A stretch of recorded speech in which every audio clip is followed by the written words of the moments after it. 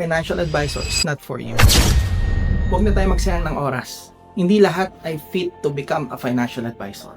Not even small percentage lang ng nag-join as financial advisor ang nagiging successful. Here are the reasons why financial advisor is not for you. If you're a type of person na you want guaranteed result, definitely this is not for you. If you join here expecting na on day 1 or month 1 mo kikita agad ng 100,000, sorry, hindi siya para sa'yo. So there's training, there's mentorship, but you still need to do the work. Number 2, if you don't like talking to people. If you're a type of person na you hate talking to people, hindi ka comfortable makipag-usap sa ibang tao, I'm sorry, this is not for you. Kasi if you don't like talking to people, then this industry might be a very difficult career for you. Because in this business, we are in the business of meeting people. We are in business of building relationship with other people. Next is if you don't want sales or you don't want to learn about sales. Joining the industry, hindi mo naman kailangan maging natural born sales person ka. That sales skills is a learned skill. But if you're a type person na hindi mo gusto yung sales or you have the negative na pagtingin sa sales, definitely this is not an opportunity. This is not a right fit for you. Kasi you have to be willing to learn how to present, how to handle objection.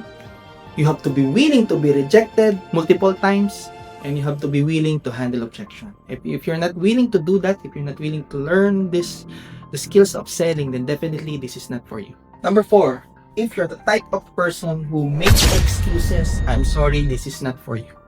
If you're the type of person na if something does not work and your first reaction is blaming other people, making excuses, saying na hindi kasi nakikinig si client, mali kasi si client, or hindi kasi maganda yung market ko, wala akong kakilala, wala na akong makausap.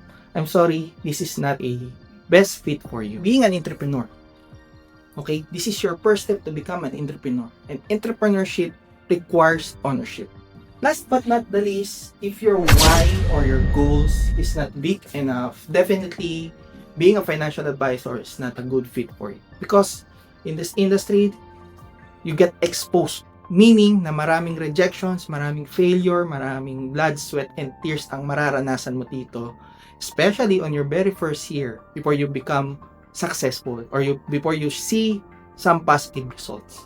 Okay? And if your why is not big enough, then definitely, susukuan mo agad to. So why bother starting at the first place? Okay? Only the people with the biggest why ang tumatagal sa business na to. Sabi nga nila, matira mayaman sa insurance industry. So in an agency, we are not looking for everyone. We are only looking for people na willing matuto, open, matuto ng sales at makipag-usap sa ibang tao, willing to take ownership ng result niya, mapapangit or maganda man ang result, at gusto namin yung mga tao lang na may malalaking goal, biggest why. So if you're willing to learn, to know the business, then message ka sa akin, chat mo sa comment, challenge accepted.